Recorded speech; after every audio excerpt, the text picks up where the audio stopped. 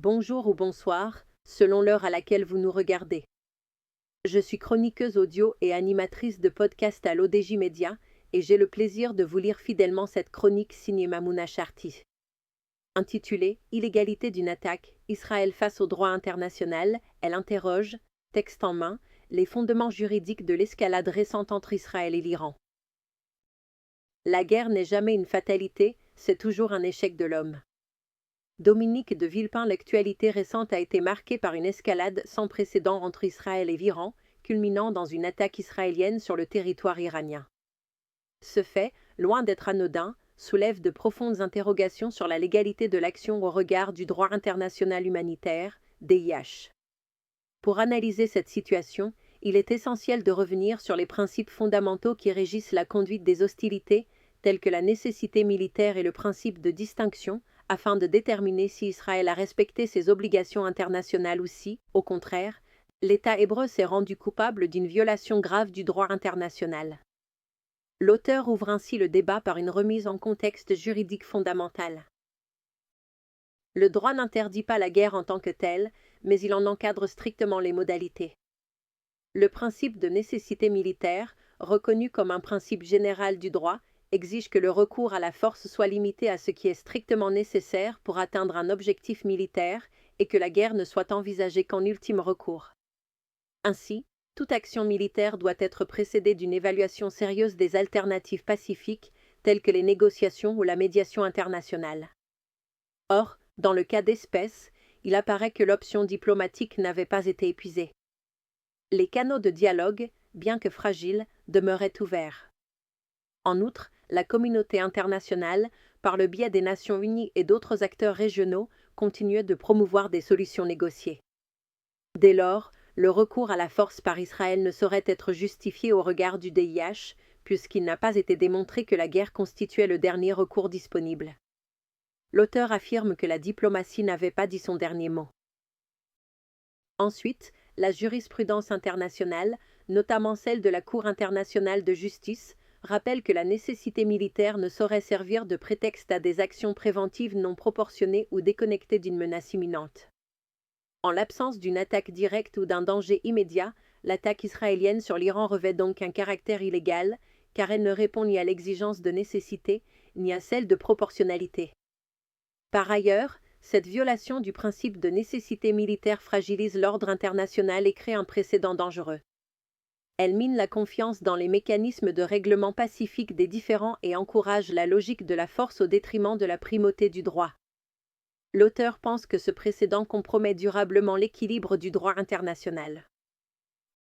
Un autre pilier du droit international, consacré par les conventions de Genève et leurs protocoles additionnels, est le principe de distinction. Ce principe impose une obligation stricte, en toutes circonstances. Les parties à un conflit doivent distinguer entre civils et combattants, ainsi qu'entre biens civils et objectifs militaires. Les attaques indiscriminées, qui ne font pas cette distinction, sont formellement prohibées et constituent des crimes de guerre.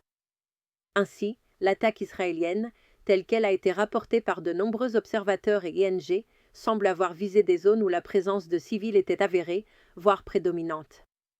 L'utilisation d'armes à large rayon d'action, sans discrimination suffisante entre cibles militaires et civiles, expose la population à des risques inacceptables et va à l'encontre des exigences du DIH. L'auteur ajoute que l'absence de ciblage précis enfreint directement les conventions de Genève. En outre, les conventions de Genève, notamment la 4e, protègent expressément les populations civiles contre les effets des hostilités. Le bombardement d'infrastructures essentielles à la vie des civils, tels que les hôpitaux, les écoles ou les réseaux d'eau, constituent une violation grave du droit international. Dès lors, l'incapacité d'Israël à limiter ses frappes aux seuls objectifs militaires démontre un mépris évident du principe de distinction. Par ailleurs, l'argument selon lequel les cibles visées étaient d'importance stratégique ne saurait exonérer Israël de sa responsabilité. Le DIH exige que toute attaque soit précédée d'une évaluation minutieuse des conséquences pour la population civile. En cas de doute, la protection des civils doit primer. L'auteur insiste, la sécurité des civils doit être l'absolue priorité. À ce titre, il convient également de rappeler le principe fondamental de proportionnalité, corollaire indispensable du principe de distinction. Selon ce principe, même lorsqu'une cible militaire légitime est identifiée, il est impératif d'évaluer, avant toute attaque, si les pertes et dommages collatéraux infligés aux civils ou aux biens de caractère civil ne seront pas excessifs par rapport à l'avantage militaire concret et direct attendu. Si l'évaluation conclut que les dommages civils risquent de dépasser l'utilité militaire de l'attaque, celle-ci doit être abandonnée ou adaptée. En outre, le fait que des infrastructures civiles vitales aient été touchées, sans justification militaire claire et proportionnée, ne fait que renforcer l'illégalité de l'attaque au regard du droit international humanitaire. Dès lors, Israël ne saurait se soustraire à ses obligations, et la communauté internationale est en droit d'exiger des comptes pour ces actes qui, loin de protéger la paix, compromettent durablement la sécurité des populations. L'auteur conclut que les violations s'additionnent au détriment du droit. In fine, l'attaque israélienne sur l'Iran, loin de répondre aux exigences du droit international humanitaire, en constitue une violation flagrante. D'une part, elle contrevient au principe de nécessité militaire en engageant la guerre alors que la voie diplomatique restait ouverte. D'autre part, elle méconnaît le principe fondamental de distinction en exposant les civils à des attaques indiscriminées.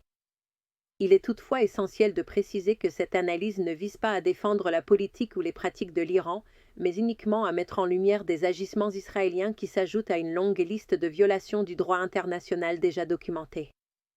L'exemple israélo-iranien doit servir de rappel que la guerre, loin d'être une solution, demeure avant tout un échec de l'humanité.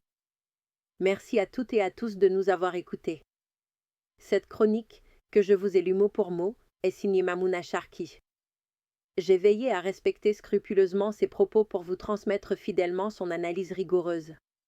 À très bientôt sur l'ODJ Média pour une nouvelle chronique audio engagée, lucide et éclairante.